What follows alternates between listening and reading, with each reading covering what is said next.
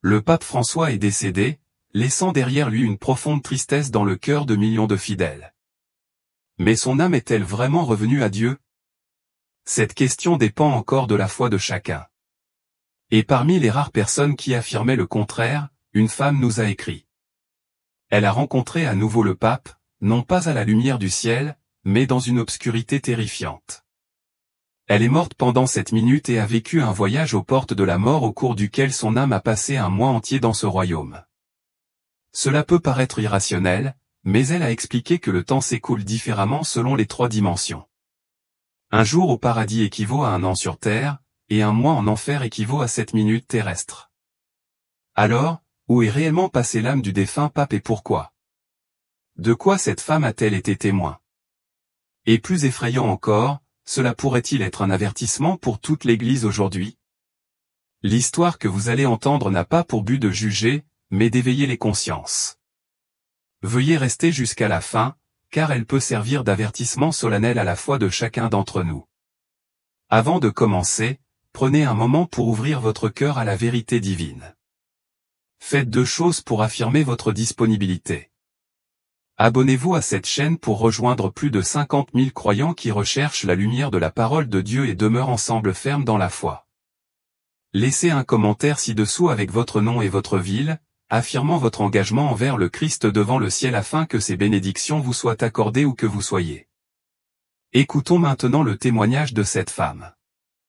Je m'appelle Clara Ara Benedetti et, pendant des années, j'ai juré de garder ce secret, craignant que le partager ne me fasse passer pour une menteuse, voire pire, une blasphématrice. Pourtant, depuis mon retour des confins de la mort, la paix m'échappe. Chaque nuit, je me réveille à 3h33 précise, le cœur battant, une impulsion divine me poussant à parler. J'ai donc écrit une lettre aux récits bibliques éternels, priant pour que mes paroles atteignent ceux qui sont destinés à les entendre. Il y a 5 ans, ma vie semblait promise à la joie. Mon fiancé Carter et moi avions prévu un voyage au Vatican avant notre mariage, un pèlerinage qui, je le croyais, sanctifierait notre union. Debout place Saint-Pierre, j'ai vu le pape François, sa présence rayonnant de sainteté. Des larmes ont coulé sur mes joues tandis que je murmurais des prières, convaincu que Dieu l'avait choisi pour nous bénir. Pourtant, alors que nous nous approchions de lui, une vive douleur m'a transpercé la poitrine et une vague de culpabilité m'a submergé. 4 mois plus tôt, je m'étais aventuré dans une relation interdite, un péché que j'avais profondément enfoui, sans jamais l'avouer, sans jamais le maudire, sans jamais m'en repentir. Je l'avais écarté, pensant que personne, pas même Dieu, ne le remarquerait. Il avait sûrement de plus grandes préoccupations. J'ai persévéré, me lançant dans le mariage et le pèlerinage avec un cœur que je prétendais pur. Je vous prie de ne pas me demander de détails sur cette affaire. Certaines blessures sont trop vives pour être rouvertes. 1 mois plus tard, quelques jours avant notre mariage, Carter a découvert ma trahison. Ce que je croyais être une dispute mineure a tout bouleversé. Il n'est pas venu à l'église. Pouvez-vous imaginer rester seul à l'autel? Des centaines d'yeux vous transpercent, leurs murmures comme des poignards. La douleur n'était pas seulement émotionnelle. Elle a gravé ma fierté, ma foi, ma croyance dans le sacré. J'ai pleuré, non seulement d'avoir été abandonné, mais aussi d'avoir perdu quelqu'un qui m'avait fait entièrement confiance. À cet instant, j'ai réalisé que j'avais abandonné non seulement Carter, mais aussi la pureté de mon âme. En quittant l'église, je n'étais plus qu'une coquille vide, portant une honte qui m'accrochait comme une ombre. Une question me hantait, silencieuse mais implacable. Dieu m'avait-il vu à ce moment de trahison? En racontant cela, mes mains tremblent, car ce n'était que le début d'un voyage qui me mènerait aux portes de l'enfer.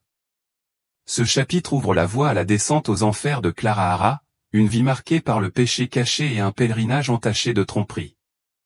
Son histoire bascule alors vers une phase plus sombre, où sa foi vacille sous le poids du doute et où une présence invisible commence à s'éveiller. Pendant 5 ans, je me suis accroché à l'Église catholique, cherchant du réconfort dans ses rituels. Messe, confession et communion sont devenus ma bouée de sauvetage, un radeau fragile dans une mer agitée de culpabilité. Pourtant, le poids de mon péché non confessé pesait de plus en plus lourd chaque jour. Une pierre s'est logée dans mon âme. Lorsque la nouvelle de la mort du pape François a éclaté, le fragile réconfort de ma foi a commencé à s'effriter. Son successeur est monté au ciel, prêchant l'unité et l'amour, mais ses paroles étaient comme du verre poli, belles mais froides, dépourvues du feu de la vérité divine. Pendant cette nuit consécutive, je me suis réveillé entre 3h et 5h du matin, saisi d'une terreur inexplicable. Ma poitrine se serrait, ma respiration était haletante et une présence sinistre semblait s'enrouler dans l'ombre de ma chambre. L'horloge s'arrêtait souvent à 3h33, ses chiffres rouges brillant comme des yeux accusateurs. Était-ce une coïncidence ou un signe venu de l'au-delà? J'ai prié avec ferveur, serrant mon chapelet, mais la peur n'a fait que s'intensifier. J'ai commencé à tout remettre en question. Était-ce la foi voulue par Dieu? Plus je cherchais des réponses, plus le silence m'enveloppait, épais et oppressant. Chaque nuit devenait un champ de bataille. Je restais éveillé, le front ruisselant de sueur, le cœur battant tandis que des ombres semblaient se déplacer dans les coins, informes mais animées de malice. Une nuit, un souffle froid me frôla le cou, alors qu'aucune fenêtre n'était ouverte. Je murmurais des prières, mais l'air se faisait plus dense, comme s'il résistait à mes supplications. À 3h33 du matin, la lueur de l'horloge illuminait ma vision, un défi moqueur. Était-ce l'heure du diable qui narguait ma foi chancelante? J'essayai de crier, mais ma voix se bloqua, coincée dans une gorge serrée par la peur. Ma foi, autrefois une forteresse, s'effondrait, ses murs brisés par une force invisible. Je me suis investi dans les activités de l'Église, espérant noyer la peur. Je me suis agenouillé devant la statue de la Vierge Marie, j'ai allumé des cierges et je me suis confessé au prêtre, mais aucune absolution n'a allégé mon fardeau. Les sermons du successeur, diffusés dans le monde entier, parlaient de paix, mais ignoraient le péché, le repentir et le jugement. Ils sonnaient faux, comme une mélodie sans âme. Je me sentais trahi non pas par Dieu, mais par l'institution en laquelle j'avais confiance. Le doute me rongeait. Avais-je été trompé depuis le début? Les rituels que je chérissais au chapelet, neuvaines commençaient à devenir comme des chaînes, me liant à une foi qui ne me semblait plus vraie. Un soir, seul dans mon appartement, la présence revint plus forte. L'air devint lourd, la température s'effondra, et un léger bourdonnement emplit la pièce, comme des voix lointaines psalmodiant. Je serrai ma Bible contre moi, lisant les psaumes à voix haute, mais les mots me semblaient lointains, incapables de percer l'obscurité. Ma chienne, Ila, gémit, les yeux fixés sur un coin où rien ne se dressait. La panique m'envahit. Que était-ce que c'était? Une attaque démoniaque, un avertissement, ou mon propre esprit en train de se défaire? Je tombai à genoux, implorant Dieu de m'éclairer, de me secourir. Mais une seule pensée résonna, quelque chose arrive, et je ne peux y échapper. Cette obscurité grandissante dans la vie de Clara Hara préfigure un moment charnière, une descente qui la propulsera vers le surnaturel. Sa crise de foi, marquée par le doute et la peur, la prépare à l'expérience déchirante qui l'attend. Le 19 avril, j'entrais dans mon 3e jour de jeûne involontaire. Mon corps rejetait la nourriture, non pas par maladie, mais par un profond refus inexplicable. Chaque tentative de manger provoquait des nausées, une lourdeur qui transformait les repas en fardeau. Je n'aspirais qu'au silence, à une immobilité inexplicable. La prière accaparait mes heures, non par piété, mais par désespoir. Une étrange pulsion grandissait en moi, laissait tomber toute distraction. Rester immobile et attendre. Dieu préparait-il mon âme à quelque chose de profond? Quelque chose que je ne parvenais pas encore à saisir. Ce soir-là, l'épuisement m'envahit, corps et esprit épuisés jusqu'à l'os. En montant les escaliers, un vertige soudain me saisit, un bourdonnement perçant me remplit les oreilles et ma vision se brouilla. Mon pied glissa et je dévalai l'escalier, la douleur me transperçant avant que l'obscurité ne s'empare de mes sens. À cet instant, mon âme s'arracha à mon corps, propulsée dans une dimension au-delà du physique. À la maison, il ne restait plus qu'Ila, la chienne que Carter et moi avions élevée.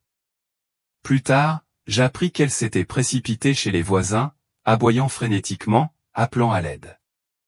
Je lui dois la vie. Mon voyage allait révéler qu'elle n'était pas un animal ordinaire, mais un ange envoyé par Dieu pour me protéger.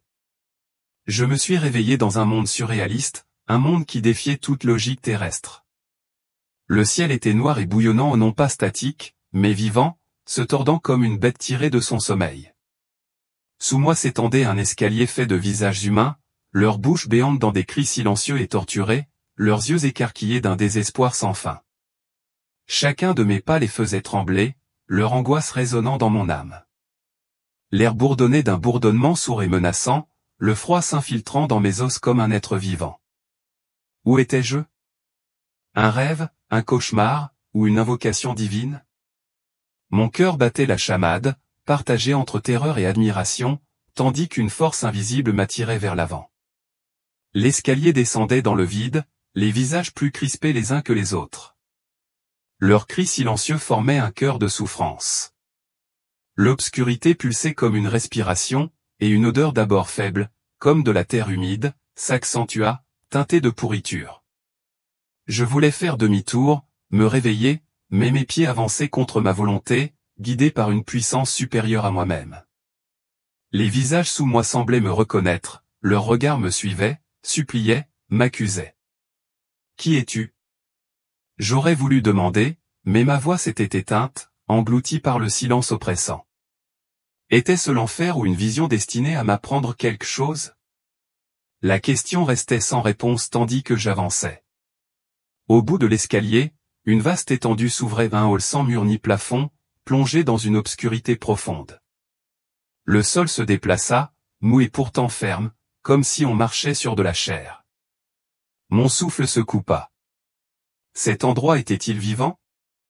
Le bourdonnement s'intensifia, devenu un chœur de murmures, inintelligible mais d'une résolution effrayante.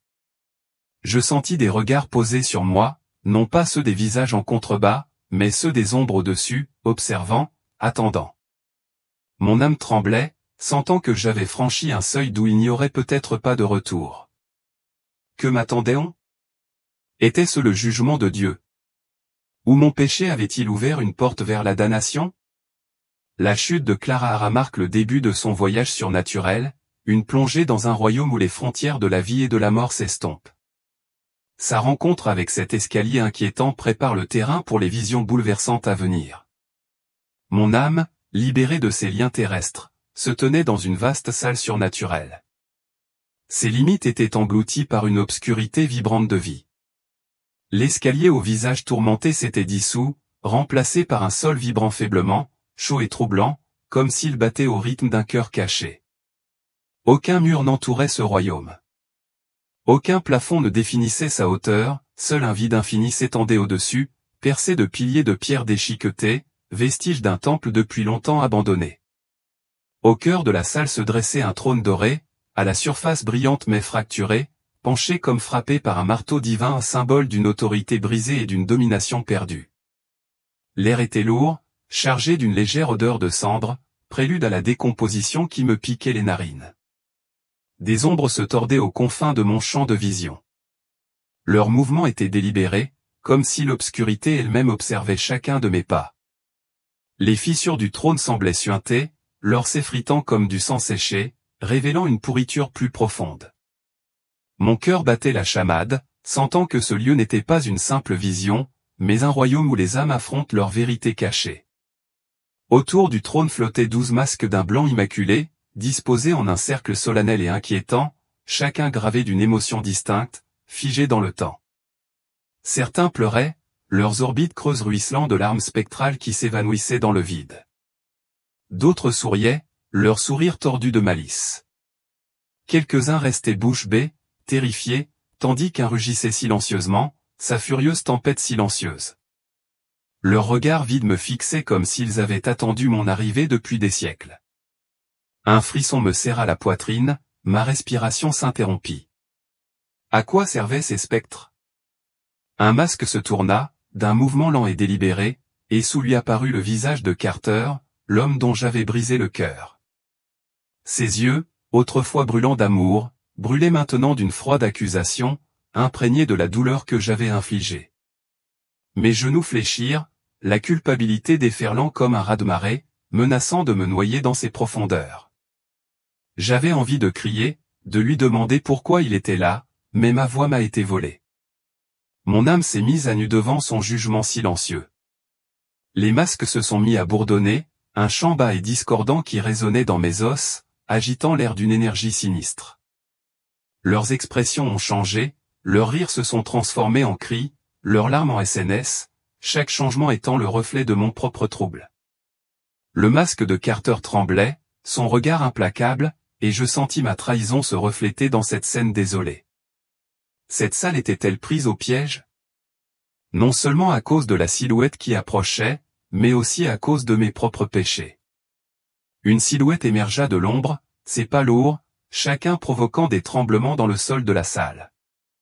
Le pape François, le pasteur que j'avais vénéré, apparut, vêtu de la robe papale autrefois d'un blanc éclatant, maintenant taché de cendres, aux bords brûlés et effilochés, témoignage de sainteté profanée. Son visage n'était pas humain, mais un masque lisse et sans traits, dépourvu d'yeux, de nez ou de bouche, une âme dépouillée de son identité sacrée. Il s'avança vers le trône, chaque pas laborieux comme s'il était enchaîné, invisible, sa présence à la fois familière et étrangère. L'odeur de décomposition s'intensifia, se mêlant au soufre, me brûlant la gorge et brouillant ma vision. Mon cœur s'emballa, tel un battement de tambour frénétique. Était-ce vraiment le pape que j'avais admiré? Comment un homme choisi pour guider des millions de personnes pouvait-il se tenir dans ce lieu abandonné, entouré de tels présages? Le chant des masques s'amplifia, une complainte qui semblait pleurer une chute pas encore achevée, leur voix se mêlant à mes propres peurs. Le pape François s'arrêta devant le trône, son visage masqué tourné vers moi. Bien qu'aucun regard ne croisât le mien, je sentis son regard chargé de tristesse, comme s'il reconnaissait ma présence et le poids de mes péchés. Le trône gémit, ses fractures s'élargissant, l'or se détachant comme une peau morte, révélant un noyau de pierre noircie. L'air me pressait la poitrine, étouffant tout cri que j'aurais pu pousser, tandis que la salle se préparait à un jugement. Je m'approchai, attiré par une force qui me dépassait, mes pieds s'enfonçant légèrement dans le sol vibrant. L'obscurité se resserra, tel un linceul vivant qui semblait murmurer des secrets que je n'étais pas censé entendre. Les masques hurlèrent comme du verre brisé tandis que le pape François levait la main vers le trône, avant de reculer comme brûlé. Mon esprit tournait, les questions s'entrechoquaient. Qu'avait-il fait pour se tenir là? Et que signifiait cette vision pour moi? La salle vibrait, la puanteur était désormais un mélange étouffant de soufre et de pourriture. Chaque souffle était une lutte contre l'Australie oppressante. Le regard de Carter me transperçait toujours, sa douleur reflétant celle du pape, reliant nos destins dans ce lieu de jugement. J'aurais voulu fuir, me réveiller de ce cauchemar, mais la scène me retenait une vérité se dévoilant à laquelle je ne pouvais échapper. Ce n'était pas un rêve, mais un royaume où les actes cachés des âmes étaient révélés, et je n'étais pas seulement témoin, mais acteur. Le trône pencha davantage, menaçant de s'effondrer, sa décrépitude étant une accusation silencieuse contre la silhouette qui se tenait devant lui. Le pape François se tenait immobile, le visage masqué, vide. Pourtant, sa présence irradiait une douleur qui s'infiltrait en moi. Le chant des masques atteignit un paroxysme, leur visage changeant, un kaléidoscope de tourments, reflétant le chaos qui m'habitait. Qu'avait-il amené ici, et comment ma propre culpabilité était-elle liée à son destin? Tandis que la salle tremblait, l'obscurité semblait se refermer, prélude à une révélation plus profonde. Mon cœur se serra, partagé entre l'émerveillement et la terreur, pressentant que cette vision n'était qu'un début. La question demeurait sans réponse tandis que la scène se préparait à changer, m'entraînant plus profondément dans les mystères de ce royaume infernal. La rencontre de Clara Hara avec le pape François dans cette salle en ruine marque un tournant. La décrépitude du trône et les masques accusateurs annoncent un jugement divin qui n'a pas encore eu lieu. Soudain, le masque de Carter vola en éclats, un bruit sec et cassant résonnant dans le couloir. Son visage apparut, non pas celui de l'homme que j'avais aimé, mais un visage déformé par l'agonie, la rage et une solitude plus profonde que n'importe quelle lame. Ses yeux, autrefois empli de confiance, brûlait maintenant d'accusation. Clara Hara, rugit-il d'une voix tonitruante, chaque syllabe étant un coup de fouet pour ma trahison. Pas de demande de pardon, pas d'espoir, juste une blessure vive et éternelle. Mon âme trembla, la culpabilité m'envahissant comme si sa douleur reflétait le destin imminent du pape. La salle trembla. Le trône s'effondra en éclats déchiquetés, les piliers se tordirent comme des serpents, et le ciel noir au-dessus de moi s'obscurcit jusqu'à devenir un abîme. Le sol se fendit d'une fissure déchiquetée, révélant une rivière de feu non pas terrestre, mais vivante, dont les flammes se tordaient d'une intention malveillante, leur chaleur me brûlant la peau même de loin. Une porte colossale de métal rougeoyant s'élevait du sol. Sa surface était couverte de runes que je ne pouvais déchiffrer, mais que je comprenais, des mots de fatalité, de finalité et de désespoir. Sur le front du pape François, le mot « jugé » flamboyait d'un rouge ardent, comme marqué par la colère divine. Aucun ange n'apparut, aucune voix ne plaida, aucune possibilité de défense, seulement un verdict, absolu et inflexible. La porte vibrait de sa chaleur, une force vive, l'air empestait le métal brûlé et la décomposition. Le pape François se tenait figé, son visage masqué tourné vers la porte comme attiré par une volonté invisible. Les masques autour du trône gémissaient, leur chant devenu un chant funèbre, pleurant une âme déjà perdue. Je voulais courir pour le ramener, mais mes pieds étaient cloués au sol, mon corps prisonnier de cette vision. La lueur du feu illuminait ses robes, dont les bords calcinés se réduisaient en cendres. Mon cœur battait la chamade. Était-ce sa fin? Comment un homme aussi vénéré pouvait-il affronter un tel destin? Poussé par une pulsion irréfléchie, je tendis la main vers la porte, effleurant sa surface. Une douleur intense me brûla la paume. Le sang jaillit et se condensa. Une forme grotesque se forma dans la blessure, se tordant comme une cicatrice vivante, signe du supplice de ce lieu. Je retirai ma main, haletante, envahie par le regret. La porte grogna, s'ouvrit brusquement, révélant un vide de feu et d'ombre. Le pape François fut tiré en avant, le corps tendu comme aspiré par une force à laquelle il ne pouvait résister. J'ai crié son nom, ma voix se libérant enfin, attendant désespérément qu'il se retourne, qu'il se batte. Mais il jeta un coup d'œil en arrière, son masque vide désormais fendu, révélant des yeux creux, conscient de son destin, trop bas pour être rendu. Un lien, non choisi et indestructible, m'attachait à lui. Je le sentais, un fil spirituel liait mon âme à son destin, comme si mes propres péchés avaient tissé ce lien. Sans que je le veuille, je fus entraîné à travers la porte, non pas physiquement mais spirituellement, plongeant au cœur de l'enfer. La porte se referma derrière nous, son fracas résonnant comme un glas. L'air devint plus chaud, la puanteur désormais étouffante, un mélange de soufre, de pourriture et de désespoir. Des cris s'élevèrent, non pas lointains, mais proches. Un cœur de damné. Mon âme tremblait. Où étais-je entré? Était-ce ma punition ou la sienne? La réponse se trouvait dans l'enfer qui nous attendait. L'ouverture de la porte précipita Clara Hara en enfer, liée au pape François par un lien mystérieux. Son contact avec la porte, laissant une trace durable, préfigure sa signification alors que les horreurs de l'enfer commencent à se dévoiler. L'enfer se dévoila, un paysage d'horreur indicible qui assaillait tous les sens. Le sol n'était plus pierreux, mais une masse ondulante de langues, chacune témoignage vivant de paroles proférées contre Dieu. Leurs gémissements, un bourdonnement guttural, résonnait dans mon âme. L'air empestait, un mélange infect de chair en décomposition, de soufre et d'une douceur esséurante, comme un fruit laissé à l'abandon.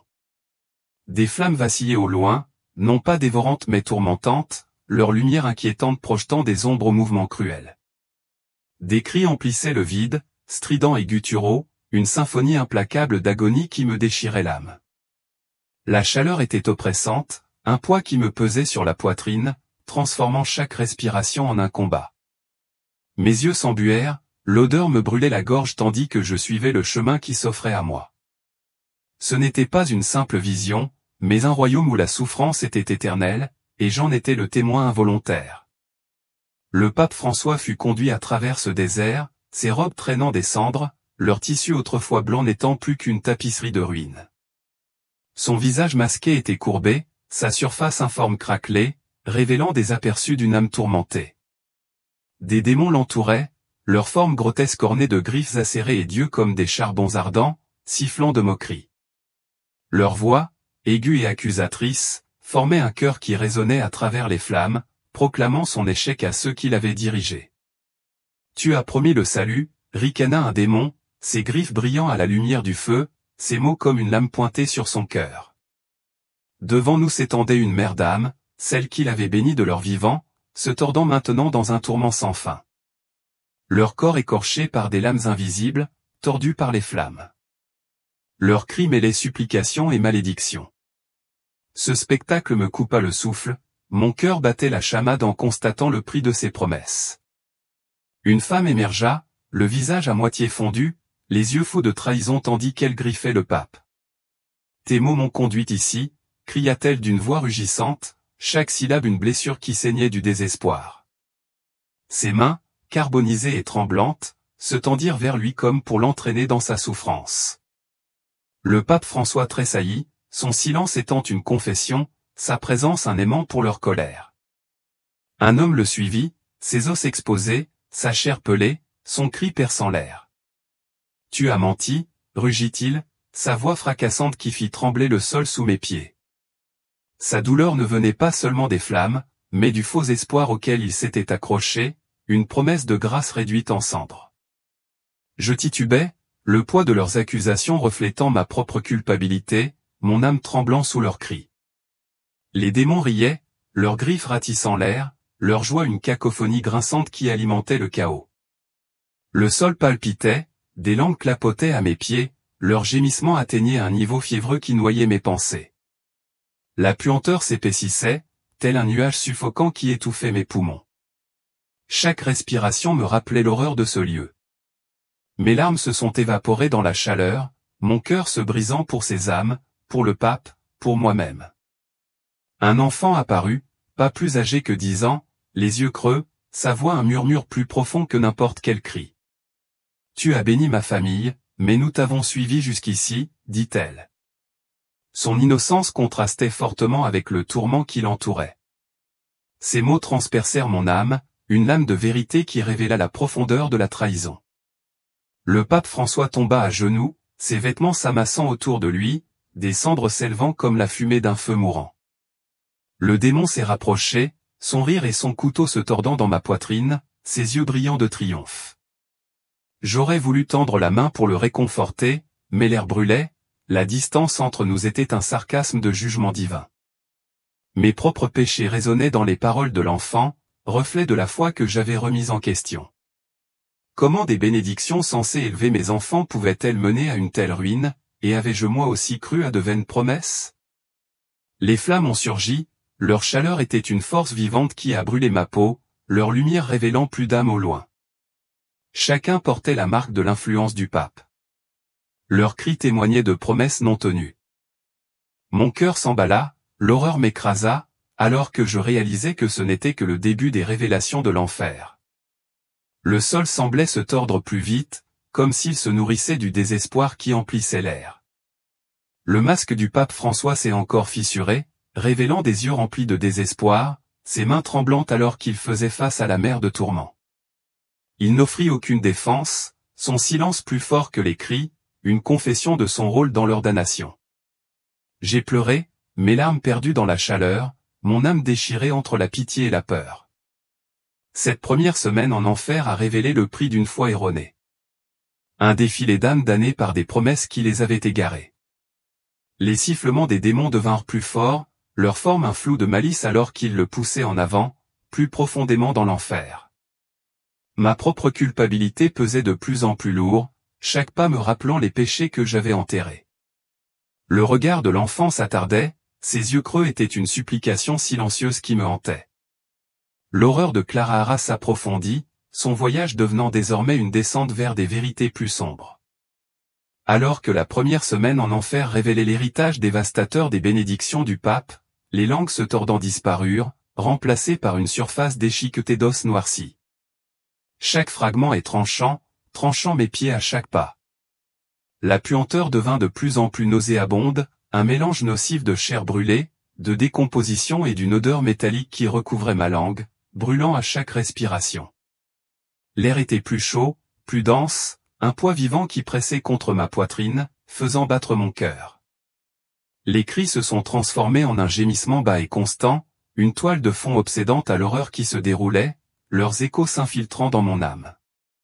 Le pape François marchait devant, ses robes désormais réduites en lambeaux, leur fils se défaisant comme son héritage. Son visage masqué était fracturé, révélant des aperçus d'un homme brisé par ses choix.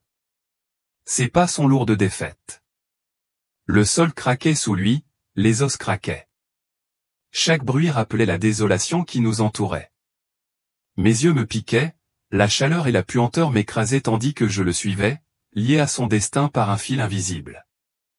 Une silhouette apparut, enveloppée d'une lumière radieuse mais fétide, sa forme presque angélique mais tordue, son sourire une parodie de la grâce divine. Il s'agenouilla devant le pape François, plaçant sur sa tête une couronne d'épines, faite non pas de bois, mais de miroirs brisés.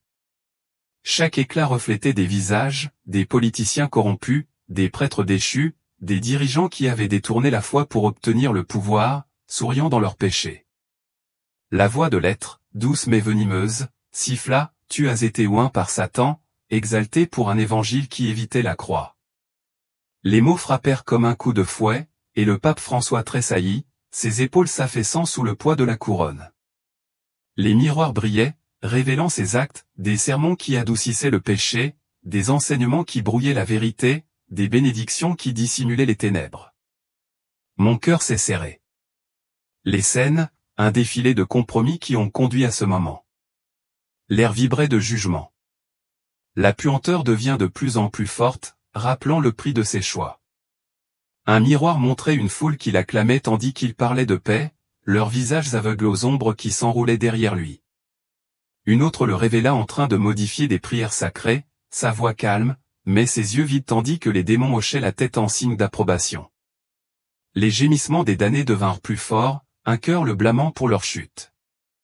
Leur voix était une marée qui menaçait de me noyer.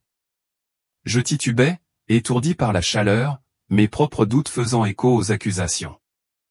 Les démons grouillaient, leurs formes changeaient, certaines écailleuses, d'autres suintantes, toutes avec des yeux qui brûlaient d'un rouge brûlant comme du fer en fusion. Ils le piquaient avec des lances de feu, leur rire formant une cacophonie grinçante qui résonnait dans tout l'avion. « Vous les avez conduits jusqu'à nous », hurla l'un d'eux, ses griffes frôlant ses robes, les déchirant davantage. Le pape François trébucha, ses mains serrant la couronne, du sang suintant de l'endroit où les épines avaient transpercé sa chair. Ses yeux, désormais pleinement visibles, étaient des flaques de regret reflétant les flammes qui nous entouraient. Les provocations des démons devinrent plus féroces, leurs lances laissant des traînées de feu qui brûlaient l'air. J'aurais voulu détourner le regard, mais la scène m'a retenu, un avertissement gravé dans mon âme. Était-ce le sort de ceux qui déformaient la vérité de Dieu? Et mes propres péchés reflétaient-ils les siens? Le sol tremblait, les os craquaient sous nous, chaque tremblement était une impulsion de colère divine. L'être de fausse lumière leva une main, et les miroirs se brisèrent, leurs éclats pleuvant, chaque fragment étant le cri d'une âme trompée. Le pape François tomba à genoux, son corps tremblant, son silence était un cri plus fort que n'importe quelle voix. Le poids de ses choix pesait sur moi, un fardeau partagé qui menaçait d'écraser mon esprit. Les démons se rapprochaient, leurs griffes dressées, leurs yeux brillants de triomphe tandis qu'ils le poussaient en avant. Du sang coulait de la couronne, formant une flaque sur le sol jonché d'os, témoignage de sa condamnation. Mon cœur se serra, déchiré entre la pitié et l'horreur, alors que j'assistais à la chute d'un homme que j'avais autrefois vénéré. L'avion semblait s'étendre à l'infini, une scène désolée pour cet acte de jugement. La puanteur devenait insupportable, un mélange de soufre et de désespoir qui étouffait mes poumons. Chaque respiration est une lutte. Les gémissements des damnés formaient une marée incessante, leurs accusations étant le miroir de ma propre culpabilité. Je me sentais pris au piège, témoin d'un destin que je ne pouvais pas changer, mais que je devais suivre. La deuxième semaine en enfer a approfondi la condamnation du pape, révélant la profondeur de sa trahison spirituelle. Alors que les rires des démons résonnaient, l'avion sembla s'assombrir, prélude à de plus grands tourments. Mon âme tremblait, sentant que le voyage nous plongerait plus profondément dans cet abîme. Les éclats de la couronne brillaient à la lumière du feu, chacun rappelant les âmes perdues à cause de ses enseignements. La descente de Clara continuait, ses propres péchés se reflétant dans cette scène alors que la vision se préparait à passer à une nouvelle révélation effrayante. Le plan osseux s'est dissous, remplacé par une église moderne. Ses murs stériles brillaient d'une précision froide et surnaturelle. Aucune croix n'ornait l'espace, aucune Bible ne reposait sur les bancs, seuls des écrans clignotaient avec des images de foules souriantes, leurs messages vagues et vides de vérité. L'air empestait la pourriture spirituelle, une décomposition subtile masquée par l'odeur du bois poli et de la cire, qui me piquait les narines. Le pape François se tenait à l'autel, contraint de regarder, ses vêtements n'étant plus que des fils, son visage nu ruisselant de larmes de feu. Les écrans projettent une lueur étrange, leur lumière dure contre les murs nus de l'église, révélant une sainteté creuse. Mon cœur s'est effondré, l'absence de symbole sacré était une blessure à ma foi, une trahison de l'église que j'avais connue. La puanteur devint plus forte, un mélange de soufre et de désespoir, comme si l'air lui-même pleurait la perte de la sainteté. Ce n'était pas un lieu de culte mais un tombeau, sa beauté un mensonge qui cachait une ruine plus profonde. Des mots qu'il avait ignorés, des péchés dans la repentance, un jugement matérialisé dans l'air rougeoyant. Chaque syllabe est une blessure qui brûle son âme. Des démons, écailleux et dotés de crocs, ricanaient, le piquant avec des lances enflammées, leur voix dégoulinant de mépris. Tu as effacé ces vérités, raillèrent-ils, leurs griffes ratissant son esprit, laissant des traînées de feu dans leur sillage. Les bancs étaient remplis d'âmes qu'il avait dirigées, les yeux vides, les mains serrant des promesses vides, des livres de ses enseignements, des médailles à son effigie. Un jeune homme se tenait debout, la voix brisée, tremblant de trahison, face au pape. « Tu ne m'as jamais dit de faire demi-tour », cria-t-il, ces mots comme une lame qui fendit l'air, transperçant mon cœur. Son visage, autrefois plein d'espoir, était désormais un masque de désespoir, un témoignage des conseils qui lui avaient été refusés. Les démons riaient, leur joie était un cœur grinçant qui résonnait dans l'église, amplifiant l'horreur. Une mère suivit son gémissement, un rugissement, un cri guttural qui faisait trembler les murs, ses yeux hagards d'angoisse. « Vos paroles nous ont damnés », cria-t-elle, les mains tendues comme pour récupérer le salut qu'elle avait perdu. Sa douleur était une marée qui me submergeait, un miroir de la culpabilité que je portais pour mes propres péchés. L'église semblait palpiter, ses murs vibrant sous le poids de leurs accusations. Témoin vivant de l'échec du pape. Les écrans clignotaient, diffusant ses sermons, des paroles d'amour sans conviction, d'unité sans sainteté, prêchées devant une foule en liesse. Des ombres se cachaient dans les images, des démons murmurant aux oreilles des fidèles, leur présence échappant aux aveugles. Les murs commencèrent à se fissurer, suintant une odeur noire qui empestait la décomposition, révélant la pourriture sous l'éclat de l'église. Mon souffle se coupa, l'horreur m'envahissant lorsque je réalisai que c'était l'héritage de ses enseignements. Un démon plus grand que les autres, aux yeux comme des fournaise jumelles, s'empara du pape François, le forçant à faire face à l'assemblée. « Regarde ton héritage », rugit-il, sa voix faisant trembler la salle, faisant trembler les écrans jusqu'à ce qu'ils clignotent. Les âmes se levèrent, leurs visages se tordant, certaines pleurant, d'autres grognant, toutes unies dans leur accusation. Leur voix formait un chœur, une marée implacable qui menaçait de nous noyer tous les deux. Un jugement auquel je ne pouvais échapper. Une fille, à peine adolescente, me désigna-t-elle d'une voix chuchotée, plus perçante que n'importe quel cri. « Je t'avais fait confiance », dit-elle, les yeux remplis de larmes, son innocence contrastant fortement avec le désespoir ambiant. Ces mots me brisèrent, les larmes ruisselèrent sur mon visage, mon cœur se serrant de sa foi perdue. Le pape François s'effondra, le corps secoué de sanglots, le poids de leur douleur écrasant son esprit. L'église commença à s'effondrer, les écrans se brisant en étincelles, les murs s'effondrant, révélant un vide de feu au-delà. Les démons dansaient, leur rire résonnait comme une cacophonie tandis que les âmes étaient entraînées dans les flammes, leurs cris résonnant à mes oreilles. Le pape François restait seul, l'esprit écorché par la vérité qu'il avait niée, ses larmes sifflant sous la chaleur.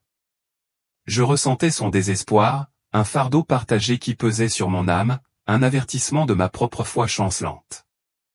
Le sol tremblait, l'air était chargé d'une odeur de soufre et de trahison. Chaque respiration était une lutte contre la chaleur accablante. Mon cœur battait fort, la scène était le miroir de mes doutes, la vision d'une église dépouillée de son âme. Les lances des démons brillaient, leur provocation, une marée incessante qui nous poussait en avant. La 3e semaine en enfer révélait le vide spirituel laissé par les enseignements du pape, une scène désolée pour sa condamnation. Tandis que les flammes s'intensifiaient, la ruine de l'église semblait se rapprocher, prélude à une révélation finale terrifiante. Mon âme tremblait, pressentant que le voyage me plongerait plus profondément dans cet abîme. Le murmure de la jeune fille persistait, un écho obsédant qui me rattachait à cette vision. La déchéance de Clara Hara se poursuivait, ses propres péchés se reflétant dans la chute de l'Église, tandis que le chemin menait à un paroxysme de tromperie ultime. L'Église disparut sous mes yeux. À sa place se dressait une vaste salle entièrement vitrée, s'étendant à l'infini dans toutes les directions. Les murs scintillaient de milliers de symboles religieux croix, croissants, étoiles, roues tous fusionnés dans une harmonie surnaturelle. Ce n'était pas de l'unité, mais une profanation, un mélange forcé de croyances qui effaçait la vérité. L'air était étouffant. Il y avait une odeur d'encens, mais en dessous se cachait l'âcre brûlure du sang et quelque chose de plus profond, de pourri. Mes yeux brûlaient tandis que je tentais de comprendre ce que je voyais. Chaque respiration me donnait l'impression d'inhaler une trahison enveloppée de sainteté. Puis il apparut. Un nouveau pape se tenait au centre de la salle, vêtu d'un blanc immaculé, le visage rayonnant d'une beauté presque divine. Sa voix était douce, persuasive, pleine de promesses de paix, d'amour, d'unité, mais jamais de repentir. La foule autour de lui explosa d'acclamations, les visages émerveillés. Pourtant, personne ne semblait voir l'ombre qui s'accrochait à ses yeux. C'était une obscurité que je reconnus instantanément. Douce, intelligente, ancienne. Elle palpitait derrière lui comme une seconde peau, invisible aux yeux des foules adoratrices, mais indéniable pour ceux qui avaient vu le mal à l'état pur. Je frissonnais, car je savais que ce n'était pas une simple tromperie. C'était une porte. Au fond de la pièce, je vis le pape François, ou plutôt ce qu'il en restait. Son corps était à peine solide, vacillant comme une bougie mourante, des cendres tombant silencieusement de sa robe à chaque respiration. Il ne dit rien, mais leva une main tremblante vers un seau lumineux incrusté dans le sol.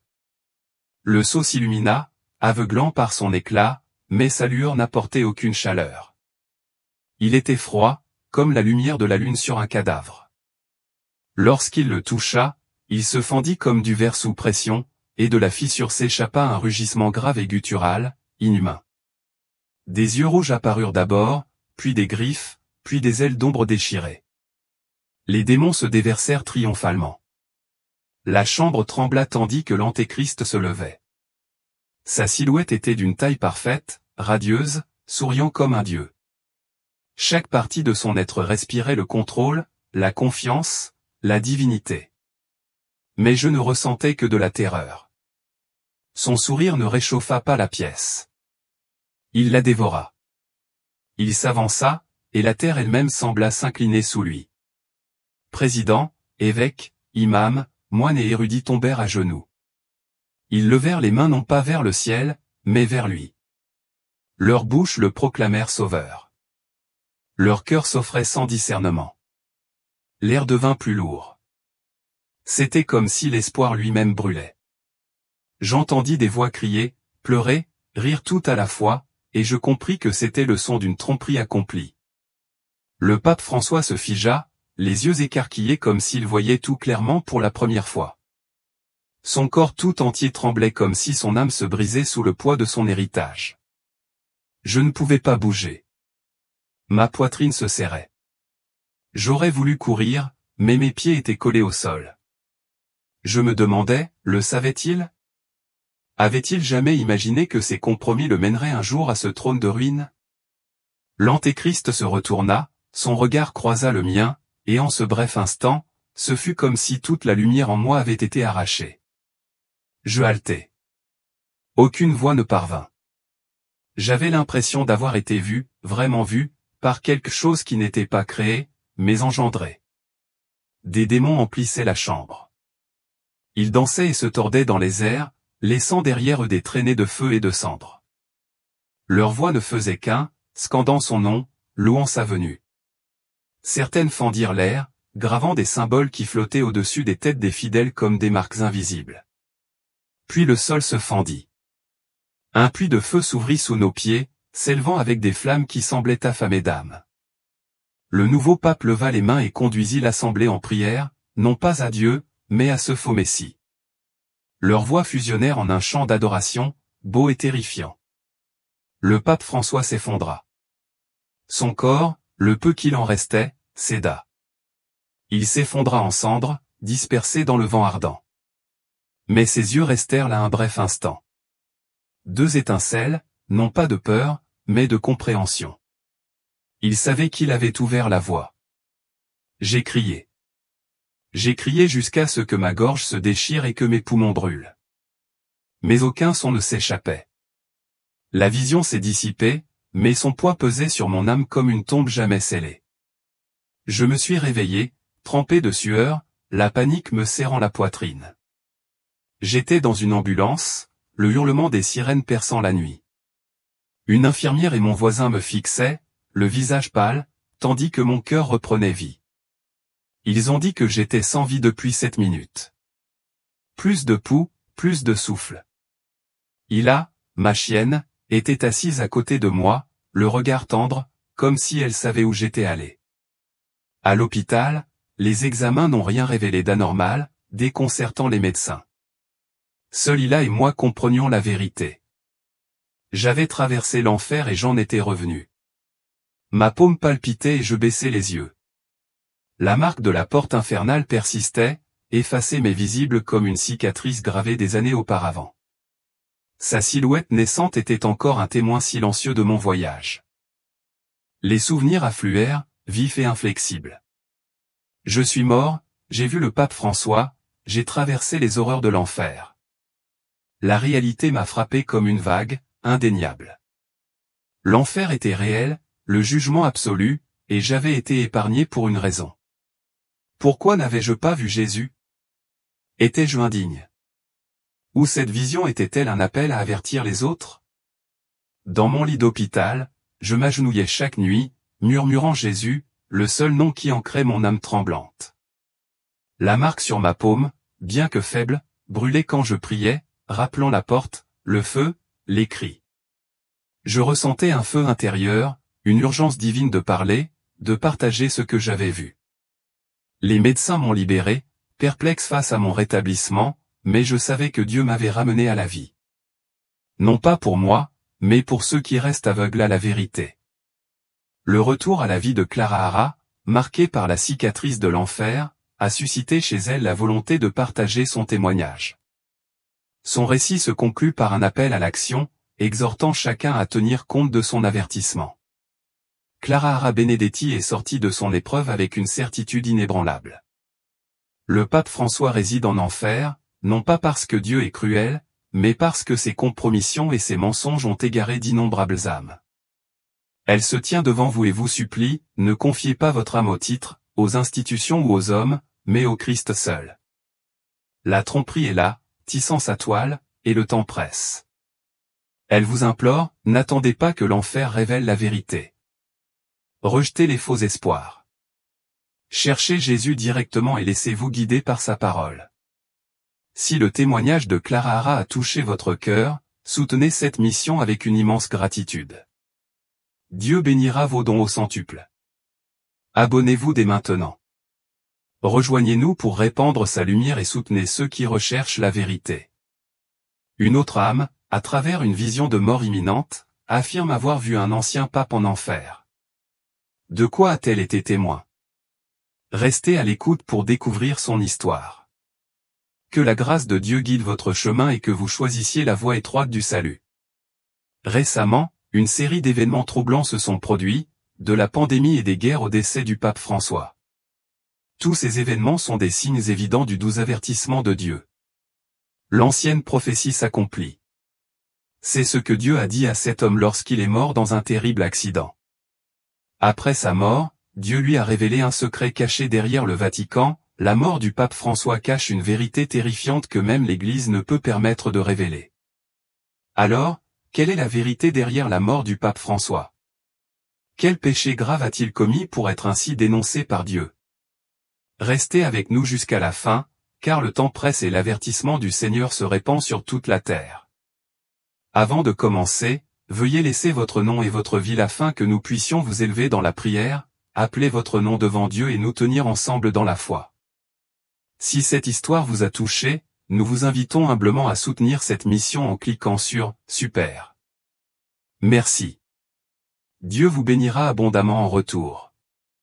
Et si vous n'êtes pas encore abonné, abonnez-vous dès aujourd'hui et rejoignez-nous pour répandre l'amour et la lumière de Dieu. Écoutez attentivement son témoignage. Je m'appelle Lucas. J'ai 68 ans. J'ai servi en Afghanistan. Aujourd'hui, je travaille comme assistante sociale auprès des sans-abri à Boston. J'ai vu suffisamment d'horreur dans ce monde, la mort, le désespoir et même la corruption. Oui, même dans les lieux les plus sacrés, les églises, et parmi les chrétiens. C'était une soirée comme tant d'autres à Boston. Dehors, il faisait environ -2 °C, le genre de froid qui transperce la peau, typique du mois d'avril ici ou une fraîcheur que seul Boston peut offrir. Je regardais le journal du soir ou je lisais le journal. Je ne me souviens plus exactement, car mon esprit me semblait lointain, comme s'il dérivait ailleurs. Et puis la nouvelle est tombée, le pape François était mort.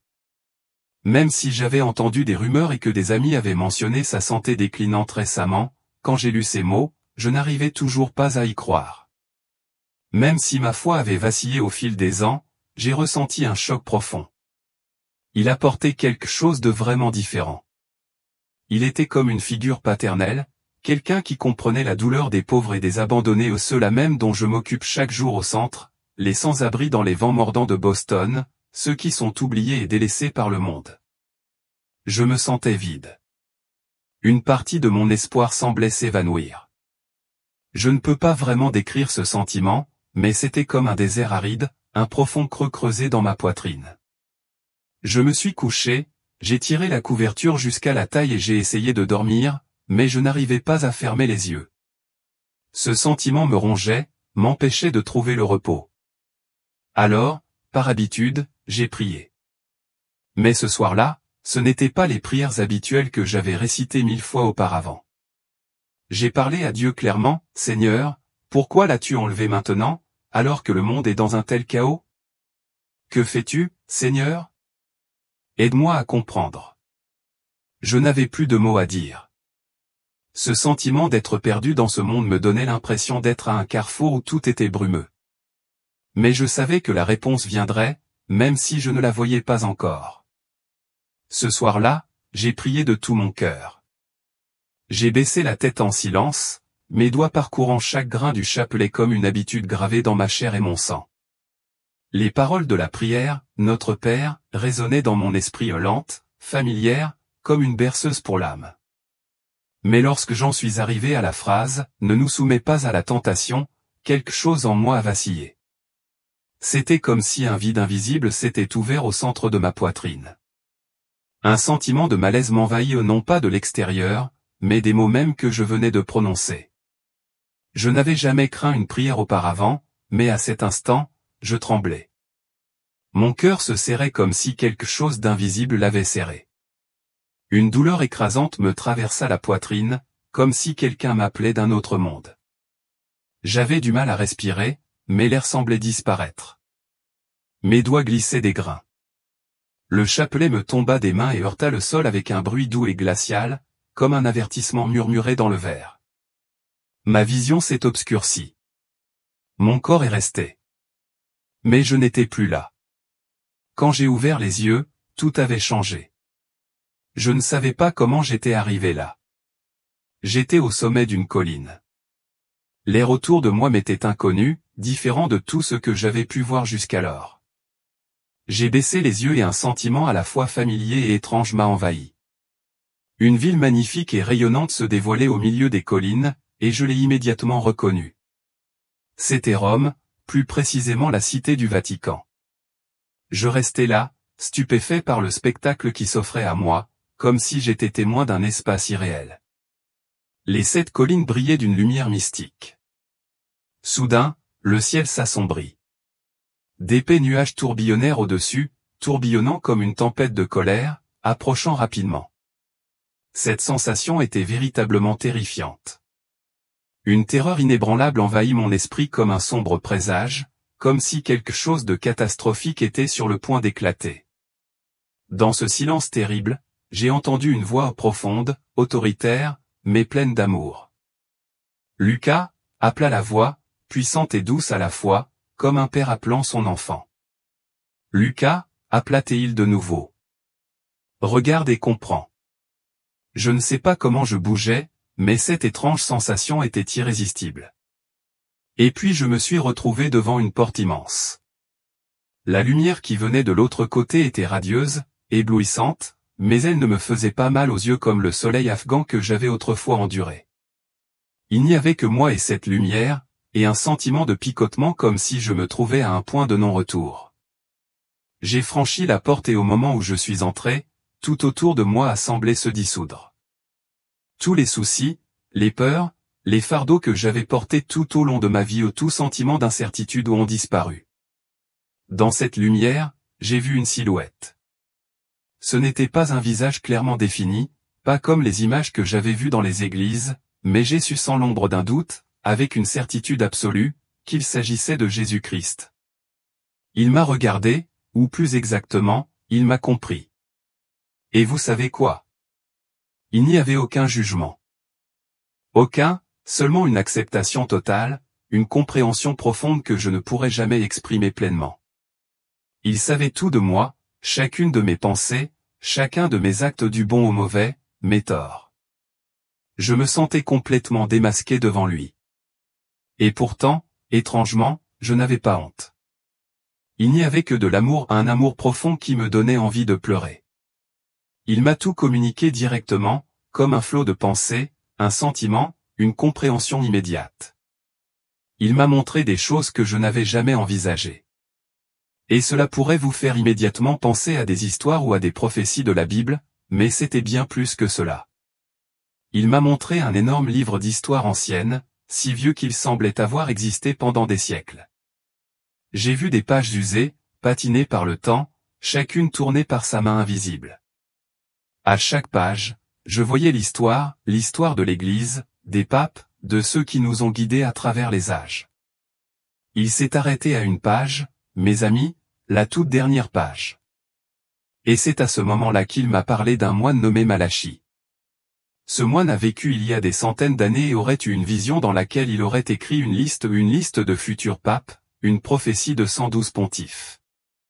Il a ensuite désigné le 112e pape de cette liste. Le nom m'a fait frémir parce que sur cette dernière page, j'ai vu le nom du pape François, et juste à côté de son nom se trouvait la prophétie finale. Dans la lumière rayonnante de la vision, j'ai senti mon cœur battre comme si je me tenais devant un grand secret. Le livre ancien restait ouvert devant moi, ses pages usées tournant sous la main invisible de Jésus. Il s'est arrêté à la dernière page et j'ai vu une ligne de mots apparaître, brillant comme si elle était écrite dans le feu. C'était la prophétie finale, celle concernant le pape François. Il se détachait des lignes qui le précédaient, plus long, plus lourd, et il me fit frissonner le cœur. J'ai vu clairement les mots, dans la persécution finale de la Sainte Église romaine, Pierre le Romain nourrira le troupeau à travers de nombreuses tribulations. Quand ces choses seront accomplies, la ville aux 7 collines sera détruite, et le juge redoutable jugera son peuple.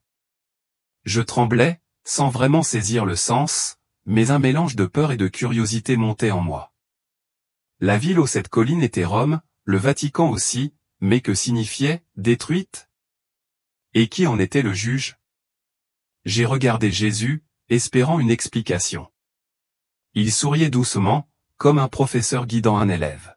« Lucas, dit-il d'une voix grave et chaleureuse, mais pleine d'autorité, regarde attentivement. Je vais te montrer la vérité. Et comme si j'étais un détective, suivant des indices, il a dévoilé chaque morceau de la prophétie, chaque détail concernant le pape François, m'aidant à comprendre que ce n'était pas une coïncidence. D'abord, il a montré le numéro. François est le 112e pape depuis le pape Célestin II, exactement comme la prophétie l'avait annoncé. J'étais étonné. Le numéro correspondait parfaitement, comme une clé s'insérant précisément dans sa serrure. C'était simple, mais sa précision me faisait frémir. Ensuite, il a expliqué le nom de Pierre le Romain. J'ai immédiatement pensé que François était né en Argentine, pas à Rome. Mais Jésus m'a montré une image, ses parents, des Italiens du Piémont, portaient du sang romain dans leurs veines. Bien qu'il soit né loin, il était d'origine romaine. J'ai hoché la tête, réalisant que cette pièce aussi s'emboîtait parfaitement, une autre pièce du puzzle révélant la situation dans son ensemble. Puis il parla du nom de Pierre. Le vrai nom de François est Saint Mario Bergoglio, pas Pierre. Mais Jésus a montré une autre image. Saint François d'Assise, de qui il prit son nom papal, naquit sous le nom de Giovanni di Pietro, ce qui signifie Giovanni fils de Pierre. J'ai vu un éclair de lumière dans mon esprit. François avait choisi ce nom comme pour incarner l'esprit de Pierre, le premier apôtre. Tout s'est aligné comme si Dieu avait écrit ce fil des siècles à l'avance. Finalement, il m'a montré la partie la plus douloureuse de la prophétie, conduire le troupeau à travers de nombreuses tribulations.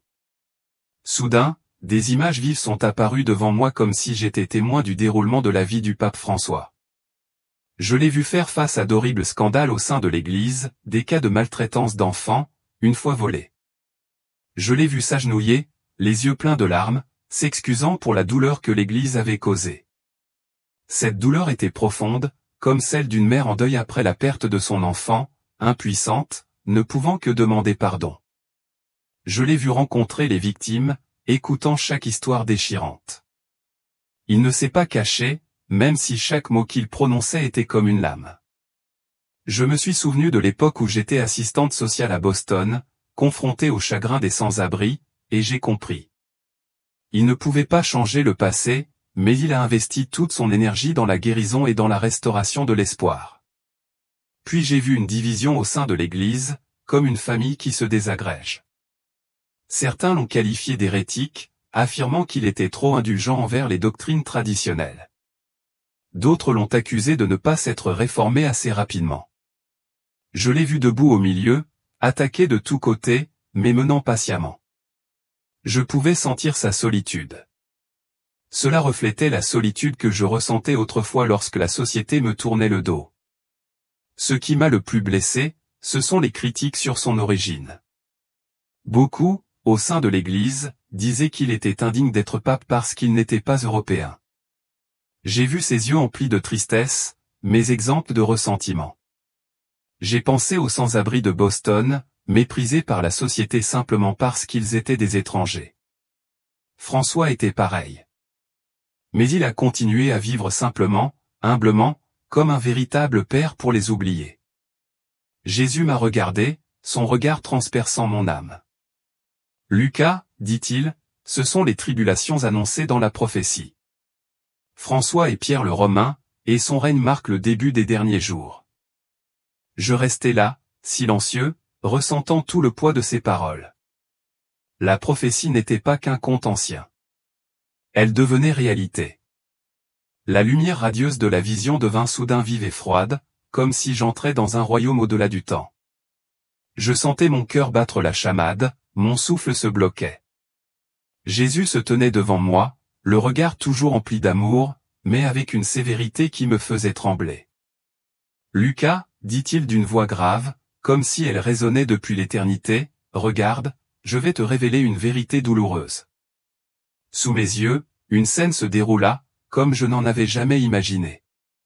Il n'y avait pas de feu infernal, pas de fumée épaisse, pas de hurlements de démons comme dans les peintures médiévales.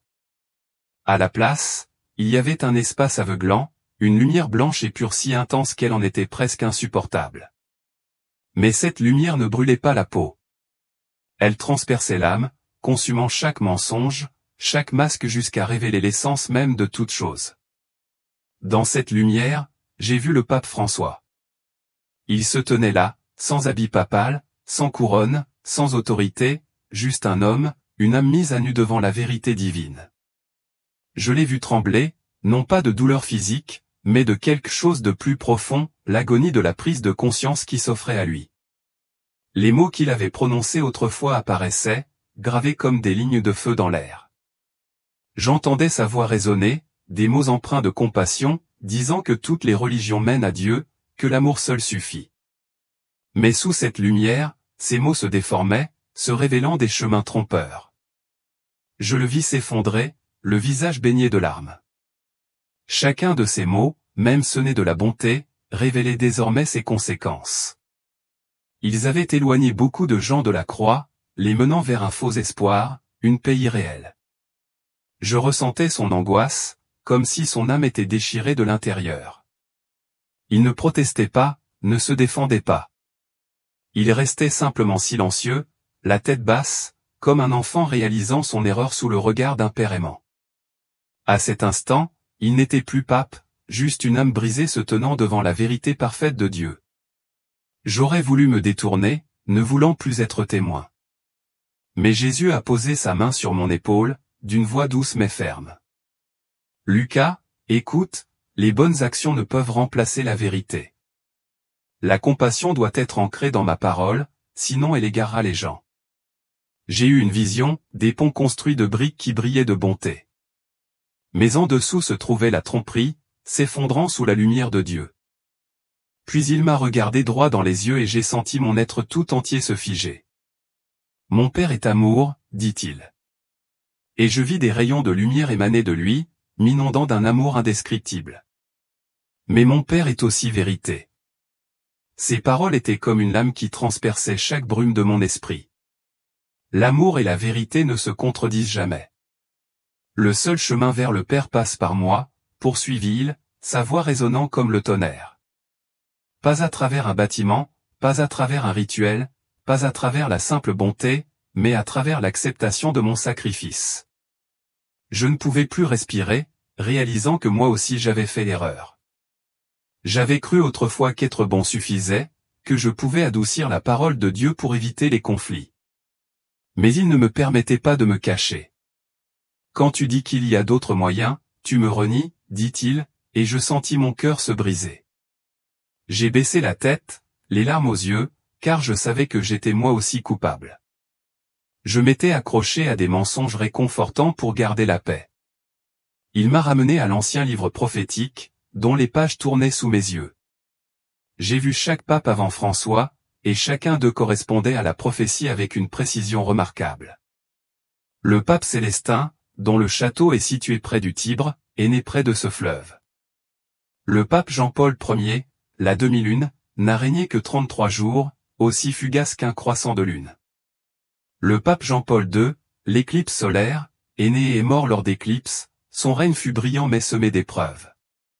Le pape Benoît XVI, gloire de l'Olivier, a porté l'esprit de paix à travers l'ordre bénédictin. Chaque détail était précis, comme si l'histoire était déjà écrite. Jésus a montré la dernière page où le nom François était écrit. Cette prophétie est un avertissement, a-t-il déclaré. Si elle était vraie pour ceux qui l'ont précédé, elle l'est aussi pour lui et pour l'avenir. Je me tenais là, lourde, ressentant le poids de la vérité.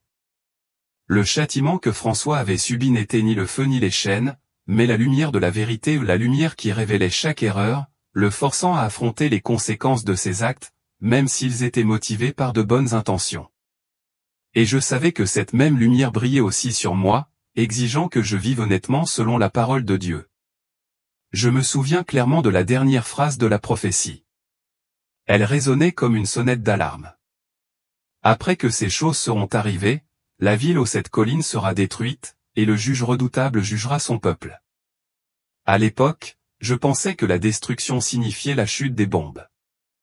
Rome engloutie par les flammes comme dans les films apocalyptiques. Mais non. Jésus m'en a montré le vrai sens. Il ne s'agissait pas d'immeubles s'effondrant ou de sang inondant les rues. C'était la chute de quelque chose de sacré, autrefois sacré, un système, un fondement.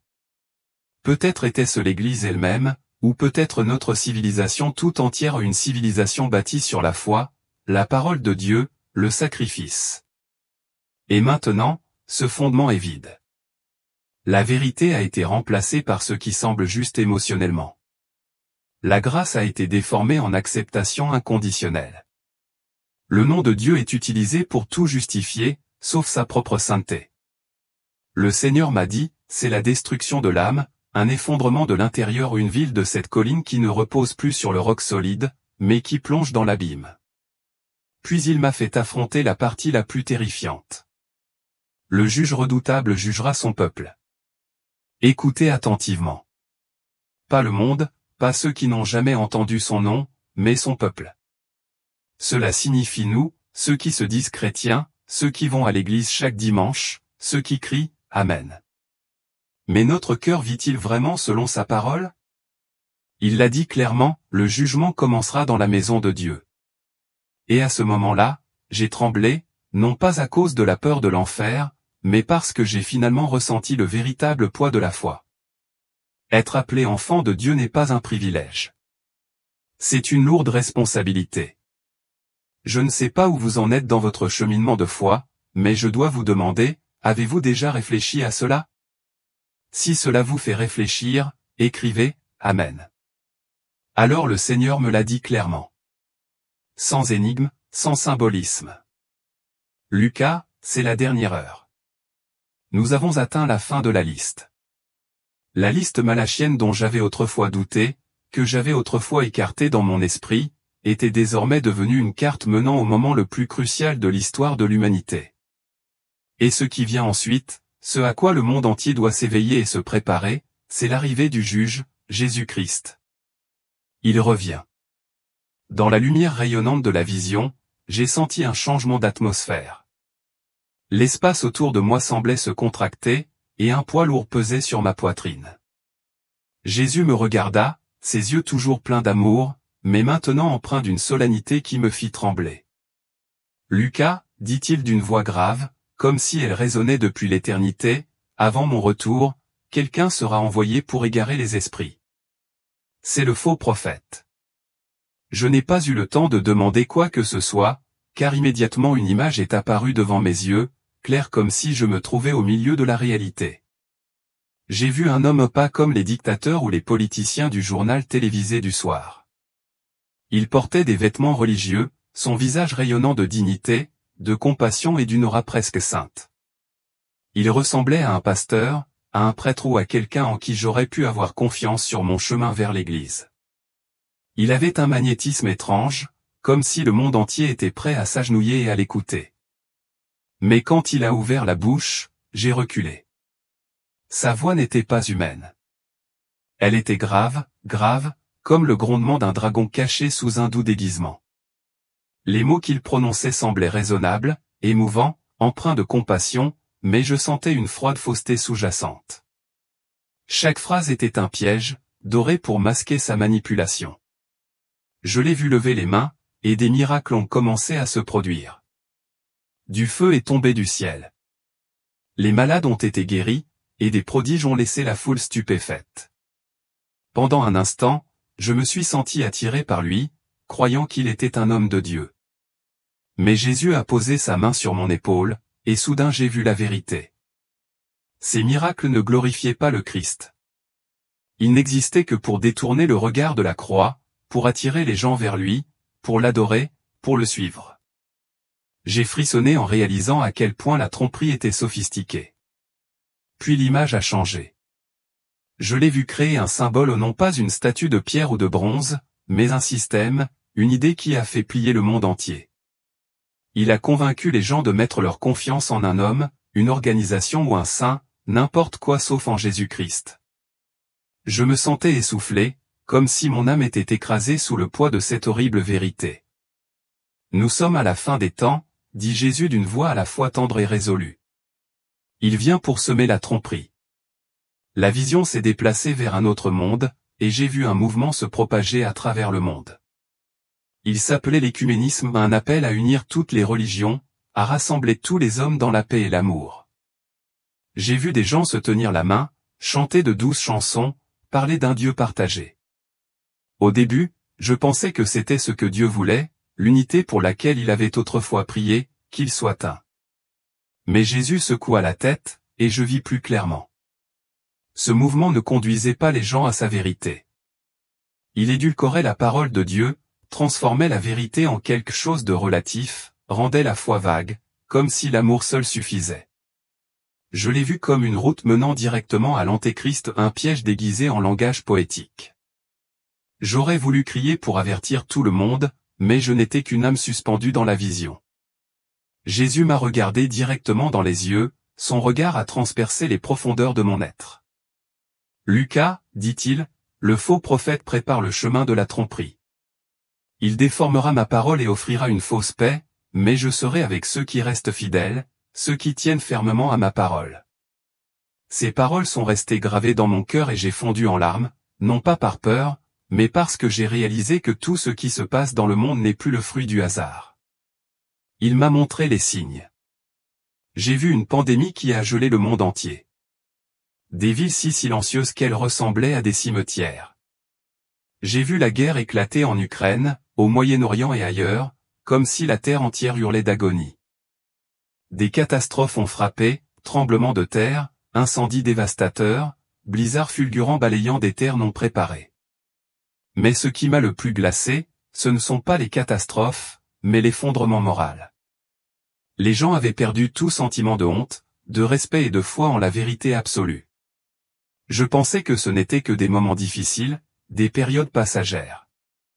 Mais maintenant, je voyais clairement qu'il s'agissait de douleurs d'enfantement, de signes annonciateurs du retour du Seigneur.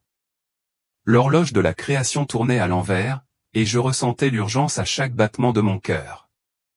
La vision finale m'a profondément bouleversé.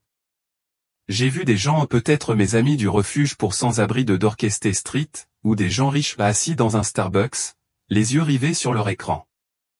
Ils étaient aveugles, non pas dans leurs yeux, mais dans leur âme. Ils marchaient dans le brouillard, consumés par l'argent, le statut social et des arguments politiques creux. Ils ne reconnaissaient pas les signes de Dieu, la maladie, la guerre, la déchéance morale qui les appelait à se réveiller. J'ai vu de faux prophètes surgir parmi eux, prononçant des paroles doucereuses, nous sommes tous pareils. La foule les a crus instantanément, sans se poser de questions, car leurs paroles semblaient tolérantes, inclusives et pacifiques. Mais personne ne les a comparées à la parole de Dieu. Personne ne s'est arrêté pour demander, Jésus a-t-il vraiment enseigné cela? Puis j'ai vu le juge Jésus, non plus le 12 agneau, mais le roi revenu, rayonnant de puissance et de gloire. Devant lui se tenaient des visages familiers, ni méchants, ni malveillants, simplement pris au dépourvu. Ils en avaient l'occasion, mais ils avaient choisi de vivre à leur manière, construisant leur vie sur des valeurs humaines plutôt que sur la seule voie qu'il avait tracée. Il n'y avait ni cri, ni rage, seulement un profond regret douloureux dans leurs yeux. J'entendais les murmures dans leur esprit, j'ai eu ma chance, et je l'ai laissé passer. Je me suis effondré, le cœur brisé. Mais Jésus m'a relevé d'une voix douce mais ferme, Lucas, je t'ai montré cela non pas pour t'effrayer, mais pour te mettre en garde. Il faut que les gens prennent ma parole au sérieux, car il n'y a qu'un seul chemin vers la vie. Il ne s'agit pas de religion. Il s'agit de vérité, la vérité de la survie éternelle. Ces paroles ont dissipé tous mes doutes, laissant derrière elles une conviction inébranlable. Le temps presse, et je dois rapporter cet avertissement. Puis, soudain, je suis revenu sans prévenir.